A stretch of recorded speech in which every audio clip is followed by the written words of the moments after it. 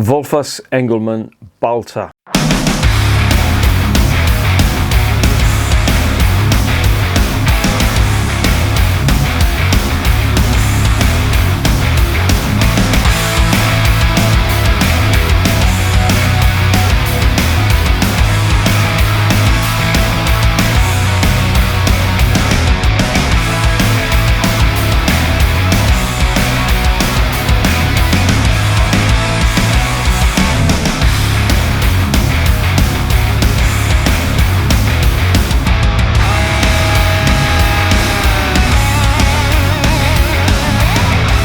And remember, life is too short to be drinking shitty beer.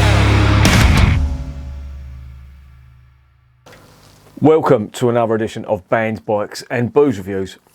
I've got yet another one from the Volfas Engelman Brewery, which is based in Lithuania, in a place called Kaunas. And I've just tried their Imperial Porter.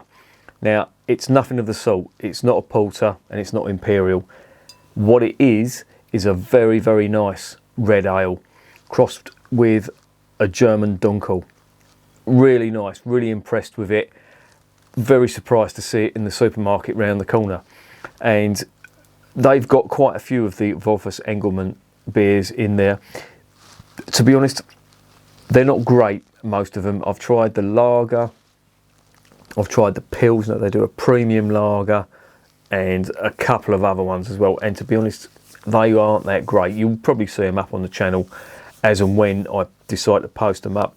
But I did see some of this stuff and I noticed the name, or I noticed the word Hefeweizen on the front, which is unusual because that's a German word, obviously meaning yeast. Hefe means wheat and Weizen is wheat. So you know what you're going to get. You're going to get a German style wheat beer in here. And it's one of them beers that I just couldn't resist. I had to try it. Now, I've already tried, there was a brewery from, again, I think it's Lithuania, called Balta. And they do a Hefeweizen as well. And I tried that the other day. The review is up on the channel. It's just okay. It's not outstanding, but it's not bad. I mean, if you don't really want to try, if you don't really want to drink Erdinger, then that's a good alternative if you can find it. I mean, these beers are not easy to get hold of. I'm lucky I've got a supermarket around the corner which has got some of these beers in there, so I'm quite lucky. But you may find these in and around your area, you may not. What I do like about these beers is they are 568 millilitres, which means it is a pint. It's not 500 ml, which is half a litre. This is a pint, and it's a pint of wheat beer. Another thing I like about this as well, they put silver foil, if you can see that, over the top of the can. Now, you may think that's just marketing and some sort of gimmick. It's not. There's a reason for that. The tops of cans, now if you drink beer out of a can, word of advice, don't, for a number of reasons. Where the beers, or where the cans of beer are stored, there could potentially be vermin there. You know, it would be these big warehouses, sometimes in cellars, etc. You do get vermin around there. That's, you know, like rats and mice. That's just a given. It's very dangerous if they urinate on top of these cans, because if you drink out of a can, your lips are touching a surface that has had mice and rats piss on there. Now, they carry all sorts of diseases, not least Veal's disease, which is a very, very nasty disease, a waterborne disease. So this does make sense. It's not a gimmick and it's not sales patter. That is a good thing. And if you take that off, then you do know that you've got a clean top of a can if you want to drink out of a can. I wouldn't recommend drinking out of a can anyway. It doesn't allow the beer to carbonate. You should really drink through a head on a beer. It just gives it more flavour. And out of a can, it's just so uncivilised. You can catch me doing it. Or you might do. But you do get a lot of carbonation. When you pour it out, you do allow some of that carbonation to escape. If you drink beer out of a can, you do tend to find you feel yourself more bloated. That's because the beer hasn't had time to allow the carbonation to sort of rise to the top and get rid of some of the carbonation basically. But there you go. A little bit about the brewery. They've been going since 1853. They have been going continuously since 1853. At present, I think they are independent. At one time, after the fall of the Soviet Union, because they were state-owned under communist rule from the mid from the mid-40s to the early 90s. But they were owned by various shareholders. One of them being Pilsner Urquell, who actually sold their stake in this brewery before they were taken over by Asahi. So that's, I think, as much as you're going to get out of me from this. So let's get this open and let's see what's going on.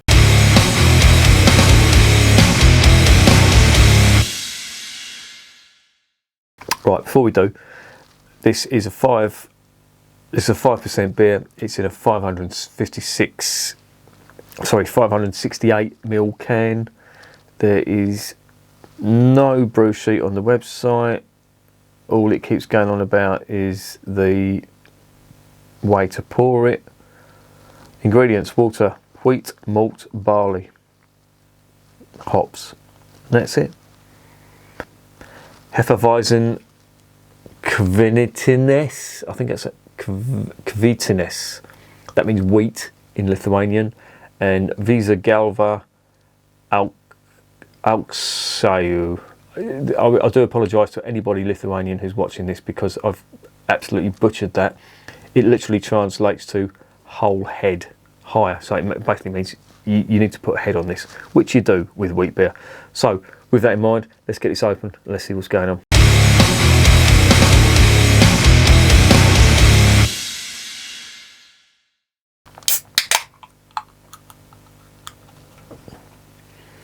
Right, now I'm pouring this into a Franziskaner glass, a very nice Franziskaner glass that was brought over from Germany from my mate Norby.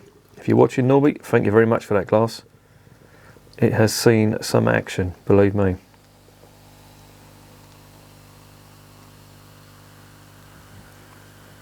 Now that is very carbonated indeed, as you would expect.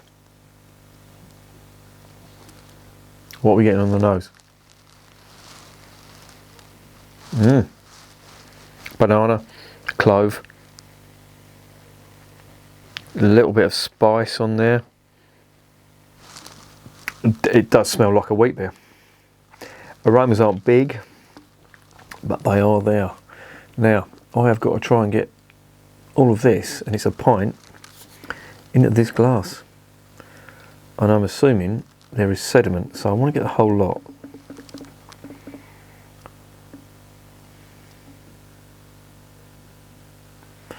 And look at that. That is a whole pint. Now, I'm pretty proud of myself because usually it's 500 ml. And I can see some yeast sediment in there. So that's all gone in there. Excellent.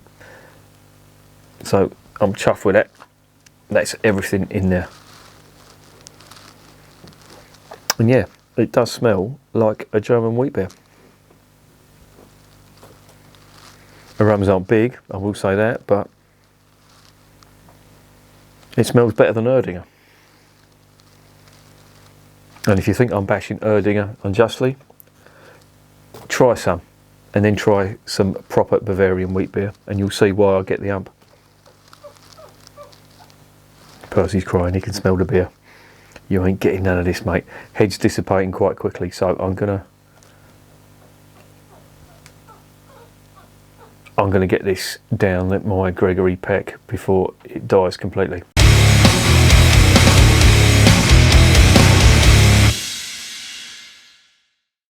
Bottoms up.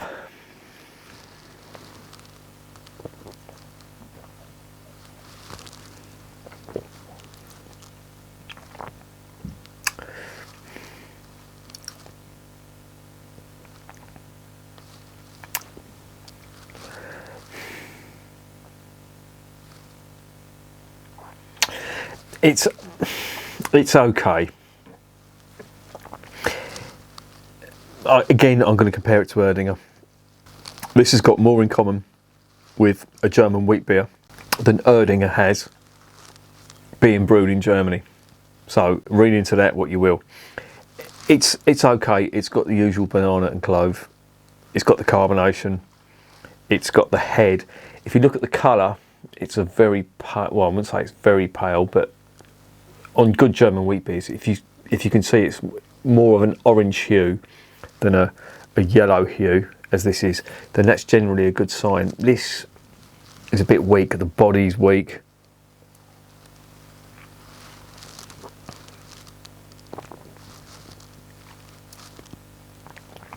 Lacks a bit of flavour. I mean, don't get me wrong, the banana and clove is there. It's not big.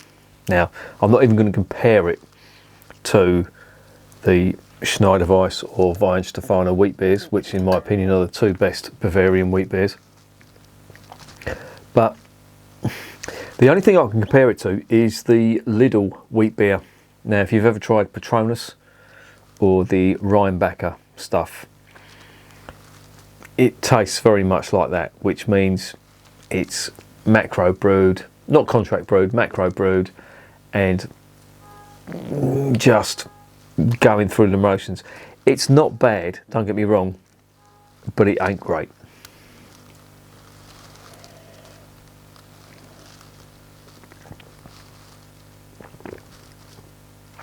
The flavours are there, but not big. Carbonation is there, quite big. There is yeast sediment floating about in there, I can see it.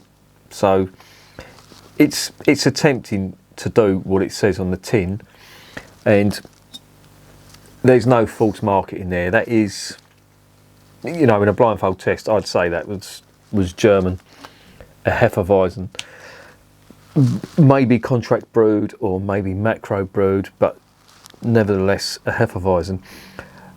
I don't even think it's as good as the Franziskaner. Now, Franziskaner is a very widely available wheat beer that you can pick up in most supermarkets. It's a reasonably good wheat beer, a little on the sweet side, I think, but it's in the style. And as I say, I don't think it's as good as that. This is more in keeping with the Patronus and the Aldi Rheinbacher.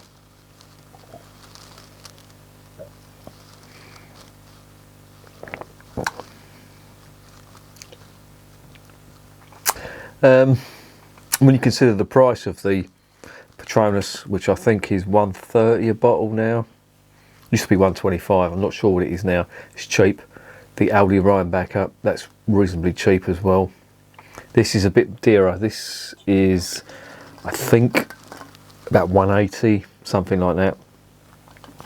If it came down to it, I would go for the Aldi or the Lidl stuff rather than this, purely on price. Flavour wise, between the two, there ain't much in it. It's a lower end German Weizen, or German style Weizen. Obviously this is made in Lithuania, but yeah, it's not doing much for me. Don't get me wrong, I'm not going to go into a rant. It's not doing anything that it shouldn't. The description is spot on. It is a German style Hefeweizen. It just lacks flavour, lacks character, lacks body. Flavours are toned down, and yeah, it's at the lower end of the scale.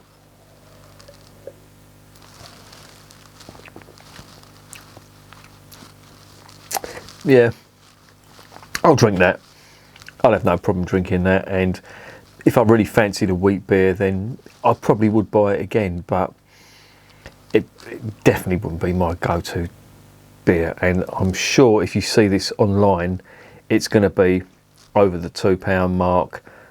There's better German wheat beer out there than that, so I'd avoid that and go for the German stuff. Go for the genuine article.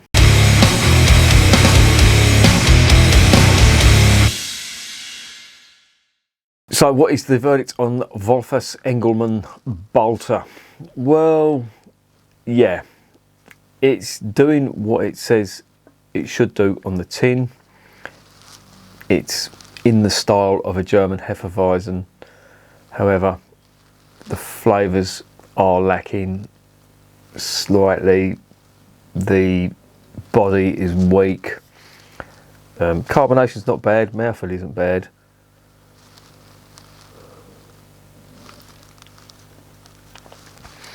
It just lacks that authenticity, and it tastes cheap, if you know what I mean. And as I say, it tastes like a contract brewed supermarket beer, which I'm sort of thinking, I'm not saying it's contract brewed, but that's the sort of thing this brewery do. I wouldn't say they're a macro brewer, but they're a big brewer in Lithuania. They have to be. I mean, you don't get Lithuanian craft beer turning up in a premier supermarket round the corner from me in the oil drum in the garden of England. But the only time that I would drink this now is if I was absolutely desperate and I really wanted a German wheat beer. They do sell Erding around there. I am fucked if I'm going to be drinking that crap. But yeah, this really isn't that great.